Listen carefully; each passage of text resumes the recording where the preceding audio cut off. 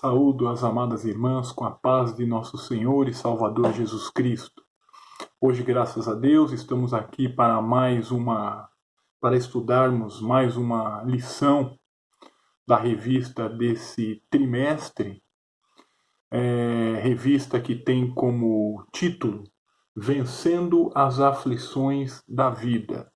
E o subtítulo diz: Muitas são as aflições do justo, mas o Senhor o livra de todas. Graças a Deus. Uma lição com um tema muito oportuno, dado o momento que nós estamos passando. Hoje nós estudaremos a lição de número 3, que tem como tema a morte para o verdadeiro cristão. Um tema que não é muito agradável, muitos nem gostam de falar sobre isso, mas que se faz necessário. Antes de iniciarmos a lição, como é de costume, nós faremos uma oração. Gostaria de orar juntamente com você que me assiste nesse momento. Senhor nosso Deus e nosso Pai, Deus querido e maravilhoso, somos gratos a Ti, Senhor, por mais esta oportunidade que o Senhor nos dá. Pedimos a Ti, Senhor, que venha, meu Deus, visitar a Tua serva, o seu lar, a sua vida, a sua família, a sua saúde, guardando-a, Senhor, de todo perigo e todo mal, acampando os Teus anjos ao redor dela, Senhor, livrando ela, Senhor, desta enfermidade que está assolando toda a humanidade. Senhor, fica conosco, meu Deus, acampa, meu Deus, os Teus anjos ao nosso redor. Rogo a Ti também, Senhor, que me abençoe, Pai, nesta lição, que eu seja um instrumento nas Tuas mãos e que o Teu nome seja exaltado e glorificado, Pai. Assim nós Te rogamos e Te agradecemos. Amém. Graças a Deus.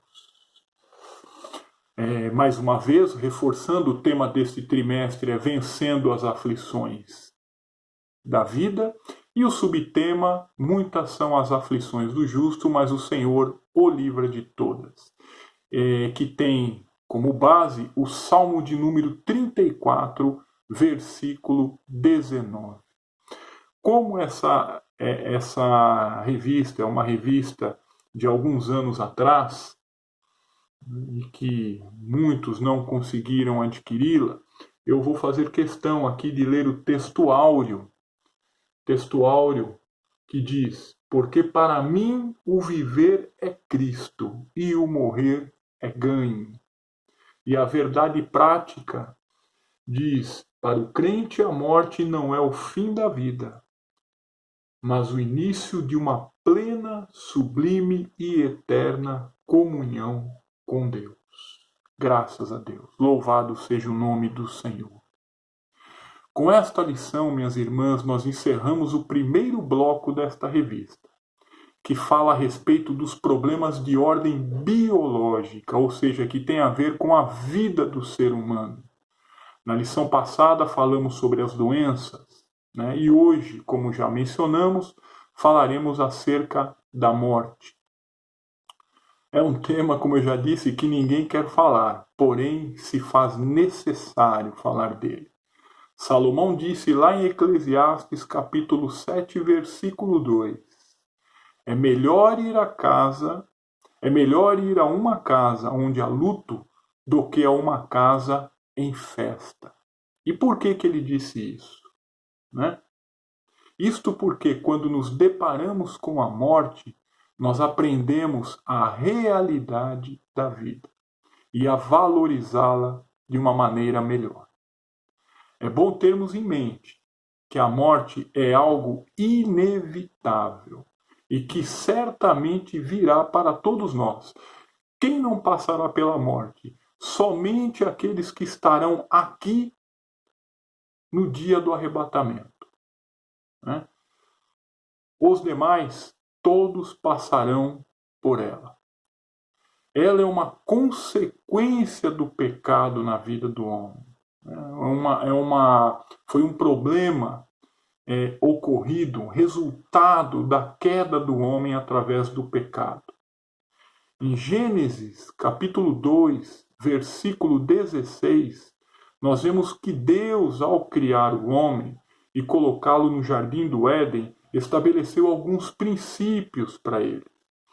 E um deles era que o homem não poderia comer da árvore da ciência do bem e do mal. Por quê? Porque caso ele fizesse, certamente morreria. Vamos ler essa passagem? Gênesis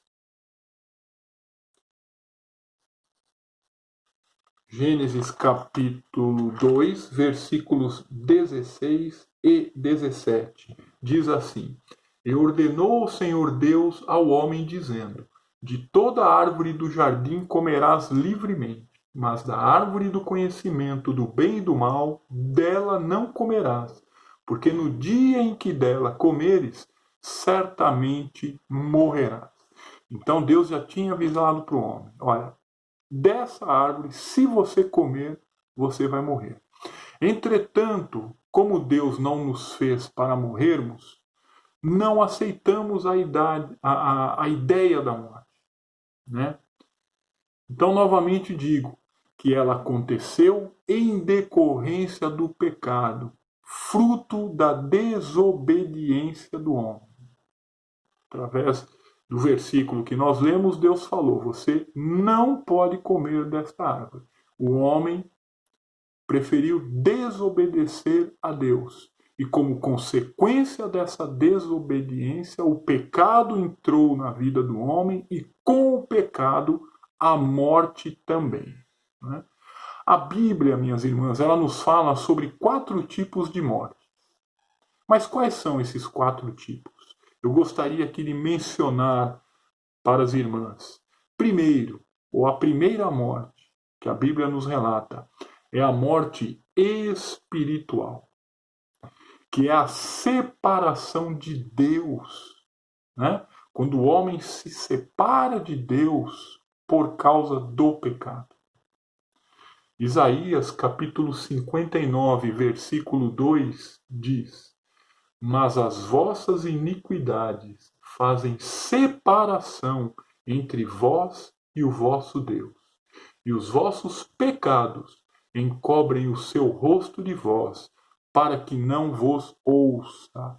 Então Isaías aqui deixa bem claro para nós que o pecado causa divisão, separação entre Deus e o homem. Por quê? Porque Deus abomina o pecado. Quando Deus apareceu no jardim do Éden, no dia da queda, Adão e Eva fizeram o quê? Eles se esconderam. Por quê? Porque não havia mais comunhão entre eles e Deus. Com o pecado, eles naquele instante já estavam espiritualmente mortos. Esse foi um dos motivos pelo qual eles se esconderam, né? Eles se separaram. A iniquidade, o homem passou a ser iníquo, e esta iniquidade fez com que ele se separasse, se escondesse, se afastasse de Deus, né? E reforço mais uma vez, ali naquele momento eles já estavam espiritualmente mortos. Essa então é a morte espiritual. Mas qual seria a segunda morte? A morte moral. Com o pecado, o homem passa a ficar então separado da virtude, separado do bem, separado das coisas boas, e passa a desejar fazer o mal, inclusive em relação ao seu próximo. Nós vemos isto ocorrendo lá no Éden, conforme podemos ler em Gênesis capítulo 3, versículos 11 e 12. Diz assim, Gênesis capítulo 3, versículos 11 e 12. E Deus disse: Quem te mostrou que estavas nu? Comeste tu da árvore que te ordenei que não comesses? Então disse Adão: A mulher que me deste por companheira, ela me deu da árvore e comi. Então nós vemos aí, né, que Adão ele procura jogar toda a responsabilidade por aquela circunstância, né, de eles terem pecado sobre Eva. Diga-se de passagem, Eva não obrigou ele a comer. Ele comeu porque quis. Né? Então esse é um dos reflexos da morte moral. E por isso que quando somos salvos, nós temos o dever de amar o próximo. E diga-se de passagem, minhas irmãs, isto é um mandamento, conforme Jesus menciona lá em Mateus, capítulo 22, versículos 37 e 39. Mateus 22, versículos 37 ao 39, melhor dizendo. Diz assim: E Jesus disse-lhe: Amarás o Senhor teu Deus de todo o teu coração e de toda a tua alma e de todo o teu pensamento. Este é o primeiro e grande mandamento. E o segundo, semelhantemente a este, é: amarás o teu próximo como a ti mesmo. Então, isto é um mandamento de Deus para nós. Quando nós aceitamos a Cristo, passamos a ser uma nova criatura.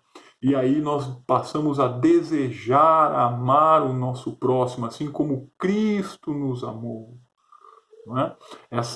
Essa ideia, né, de querer levar vantagem em cima do nosso irmão, do nosso próximo, né, em cima das pessoas, se aproveitar delas, ter aquele desejo egoísta, egocêntrico, né, onde eu me coloco no centro de todas as coisas, e quando eu procuro algo, eu passo, se preciso, como um rolo compressor em cima das pessoas. Isto não é um pensamento do crente salvo, isto é um pensamento mundano devido à queda do homem.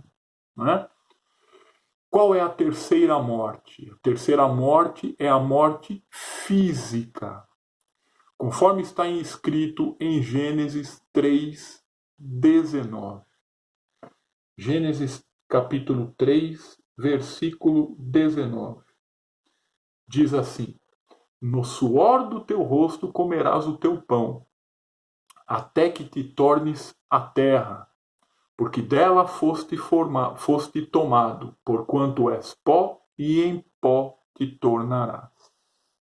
Então aqui Deus está falando sobre a morte física. Né? Aqui ocorre a separação, neste momento, entre o homem exterior, corpo, e o homem interior, alma e espírito. Então, neste momento, há esta separação do homem exterior e do homem interior. Isso fica bem claro quando nós lemos os Gênesis, capítulo 35, versículo 18, que retrata o nascimento de Benjamim e a morte de Raquel, sua mãe, ao dar à luz. Olha o que está escrito lá. E aconteceu que, saindo-se-lhe a alma, porque morreu, chamou-lhe Benoni, mas seu pai chamou-lhe Benjamim. Então aqui Raquel, aqui essa passagem, esse versículo descreve aqui o momento da morte de Raquel ao dar à luz a Benjamim. E aqui menciona, né? Saindo-se-lhe a alma, porque morreu, ou seja, é a separação da parte espiritual do ser humano, né, da parte material. E por último, a morte eterna. Essa é a pior de todas. A morte eterna. Ela está descrita também na palavra de Deus, lá no livro de Apocalipse, capítulo 20, dos versículos 13 ao 15. Morte eterna. Apocalipse, capítulo 20, versículos 13 ao 15. E diz assim: E deu o mar os mortos que nele havia, e a morte e o inferno deram os mortos que neles havia, e foram julgados, cada um segundo as suas obras. E a morte e o inferno foram lançados no lago de fogo. Esta é a segunda morte. E naquele que não foi achado escrito no livro da vida, foi lançado no lago de fogo. Aqui já essa passagem retrata o fim de todas as coisas, quando é instaurado o grande trono branco, e aí Deus, ele julga os ímpios. É um julgamento aqui para condenação. E aqui fala sobre a morte eterna. Esta é a pior de todas as mortes, onde ocorre a separação definitiva de Deus. Por intermédio de Jesus, nós temos a oportunidade de nos reconciliarmos com Deus. Porém, quem rejeitar a Cristo será lançado no lago de fogo e estará permanentemente, minhas irmãs. Isso é bom nós termos em mente. Permanentemente, ou seja, para sempre, separado de Deus. O que a Bíblia chama de segunda morte ou morte eterna. A lição, ela aborda a morte física, né? E como o verdadeiro cristão deve enfrentá-la. A lição, ela se atém mais à morte física, mas eu achei importante mencionar esses 4 tipos de morte que a Bíblia também relata. Há muitos de nós, diga-se bem de passagem, que têm medo de abordar esse assunto. Porém, devemos, como bons soldados de Cristo, enfrentá-lo e estarmos preparados caso venha a acontecer conosco.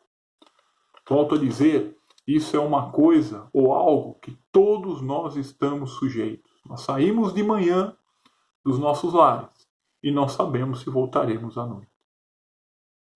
Não é? Paulo, ao escrever a segunda carta a Timóteo, ele sabia que não sairia com vida daquela prisão. Aquela foi a segunda carta que Paulo escreveu a Timóteo. Foram os últimos escritos de Paulo, que estão ali na Bíblia. Né? Paulo já tinha sido preso uma vez e ali já estava preso pela segunda vez. E dali ele sabia que não sairia mais com vida. Né, daquela prisão. No entanto, ele enfrentou aquela situação de maneira corajosa e serena, tranquila, né, certo de que um galardão o aguardava no céu. E aqui eu gostaria de ler um relato dele, que está lá em 2 Timóteo, capítulo 4, versículos 6 e 8, que para mim, pessoalmente, é uma das passagens mais lindas da Bíblia. E ele diz assim, 2 Timóteo, capítulo 4, versículos 6 e 8. Porque eu já estou sendo oferecido por aspersão de sacrifício, e o tempo da minha partida está próximo. Combati o bom combate, acabei a carreira, guardei a fé. Desde agora a coroa da justiça me está guardada, a qual o Senhor justo juiz me dará naquele dia. E não somente a mim, mas também a todos que amarem a sua vida. Glórias a Deus. Né? Então a gente vê Paulo aqui exortando os irmãos, encorajando os irmãos a permanecerem firmes na fé, apesar das lutas, das barreiras, das adversidades que muitas vezes nós cristãos encontramos em nossa caminhada. Mas ele exortava a todos a permanecerem firmes na fé, porque ele dizia, né, que todos que permanecerem firmes, aguardando a vinda de Cristo, terão um galardão no céu. Aleluias! Glórias a Deus! Então Paulo aproveita aqui seus últimos momentos para encorajar os irmãos a permanecerem firmes na sã doutrina. Glória a Deus! Lembramos que a morte é uma realidade, minhas irmãs. E quem passar pelo arrebatamento, quem não passar, melhor dizendo, pelo arrebatamento, como já disse, terá que enfrentar. Para nós crentes, ela é diferente. Porque não traz desespero, mas esperança. Isso é muito importante. Para o crente, a morte não é um momento de desespero. mas é um momento de esperança. O apóstolo Paulo ensinou os crentes de Tessalônica como eles deveriam enfrentar a morte. Lá, alguns crentes estavam morrendo e Jesus não tinha voltado ainda. E eles estavam preocupados com o fato de pessoas estarem morrendo antes da volta de Cristo. E desta forma, Paulo os orienta, conforme está escrito lá em 1 Tessalonicenses 4,13. E ele diz assim: Não quero, porém, irmãos, que sejais ignorantes acerca dos que já dormem, para que não vos entristeçais como os demais, que não têm esperança. Então o crente, ele tem esperança, e a esperança do crente, ela nunca morre. Nós sabemos que a morte é apenas uma passagem para uma vida eterna na presença do Senhor. Glórias a Deus, louvado seja o nome do Senhor. E como enfrentar a morte, minhas irmãs? Como nós devemos enfrentá-la? Primeiro, ela virá, é um fato. Se Jesus não voltar, é certo que morreremos. Temos que entender que isto é uma realidade na vida de todos nós. Ao nascermos, começamos a morrer. Mas temos que entender também que não devemos nos desesperar como os outros, porque eles não têm esperança. Mas nós que cremos em Jesus, temos uma vida eterna ao lado dele. João fala sobre isto no seu evangelho, conforme está descrito em João capítulo 11, no evangelho segundo João, capítulo 11, versículos 25 e 26, que diz: Disse-lhe Jesus: Eu sou a ressurreição e a vida. Olha que coisa linda. Quem crê em mim, ainda que esteja morto, viverá. E todo aquele que vive e crê em mim, nunca morrerá. Crês tu isto? Aleluia, glórias a Deus. Louvado seja o nome do Senhor. E aqui quem está falando, quem fala sobre esta promessa, minhas irmãs, aqui é uma promessa, é o próprio Cristo. Aleluia, como ele mesmo disse, que ele foi para nos preparar um lugar. Aleluia, glórias a Deus. Por isso, nós ficamos tristes com a morte de nossos irmãos em Cristo. Claro que ficamos. Diga-se de passagem que quando Jesus foi ali visitar o sepulcro de Lázaro, ele sabia que ele ia ressuscitar Lázaro, mas ele chorou. Ele chorou. Porque aquele momento, o momento da separação, o momento da morte, é um momento de tristeza, né? No entanto, somos gratos a Deus. Por quê? Porque sabemos que estes estarão num lugar muito melhor, onde não há tristeza e onde também não haverá mais sofrimento, nem pranto, nem dor. Nos velórios dos nossos irmãos, notamos um sentimento de tristeza, porém jamais de desespero. Glórias a Deus. A Bíblia afirma que quem morre em Cristo dorme no Senhor. E é uma expressão, né, que está na Bíblia, né, e que faz menção só para os crentes, que significa descanso ou estado de plena paz. Quando a Bíblia usa esse termo, ela não quer dizer que a pessoa está dormindo, literalmente. Não. Né? Esta palavra, dormir, quando se refere aos crentes, é no sentido de que ela ali está no estado de pleno descanso, pleno gozo, plena paz. Aleluia! As lutas que ela travou aqui, ela não está travando mais, porque ela está ali desfrutando da plena paz na presença do Senhor. Aleluia! Glórias a Deus. Lá em Lucas capítulo 23, versículos 42 e 43 diz: E disse a Jesus, é a passagem que fala sobre o ladrão da cruz: Senhor, lembra-te de mim quando entrares no teu reino. E disse-lhe Jesus: em verdade te digo que hoje estarás comigo no paraíso. Louvado seja o nome do Senhor.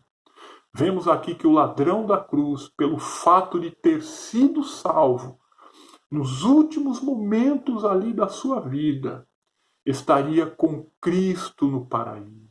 Glórias a Deus. E esta é uma certeza, minhas irmãs, que nós temos que carregar dentro dos nossos corações. Que ao partirmos desta vida, estaremos com Cristo no paraíso. Glórias a Deus. É isto que a Bíblia nos ensina a respeito da morte. Mas diante da morte, qual deve ser a nossa atitude? Primeiro, devemos lembrar que precisamos de Jesus. Um culto fúnebre é sempre uma boa oportunidade para pregarmos sobre o arrependimento, porque quando nos deparamos com a realidade da morte, vemos que tudo nesta vida é passageiro e que se não estivermos em Cristo, não podemos ter esperança numa eternidade ao lado do Senhor. Glórias a Deus. Aleluia. Segundo, nós entendemos que Deus é o dono da vida e a morte ocorre no tempo determinado por Ele. Ele é o dono da vida e é Ele quem determina quando partiremos. Terceiro, a morte mostra que devemos buscar em Cristo, porque Ele e só Ele é o único que pode nos ouvir, porque está vivo. Glórias a Deus. Diante disto, afirmamos que não adianta orar para os santos, não adianta orar para aqueles que já morreram, porque estes estão mortos e não há comunicação entre vivos e mortos. A Bíblia nos ensina isso, a palavra de Deus. Os que morreram já descansam no Senhor. Glórias a Deus. Quarto, temos que estar preparados para ela quando chegar. Quinto, diante da morte, nós temos que defender a vida, porque a vida é um dom de Deus.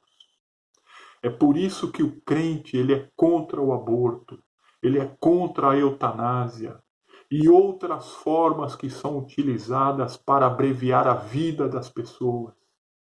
Ele tem plena consciência que a morte é uma consequência do pecado.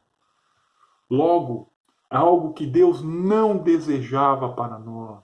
Deus não fez o homem para morrer. Deus fez o homem para viver eternamente. Porém, foi o homem que escolheu esse caminho que o levou à morte.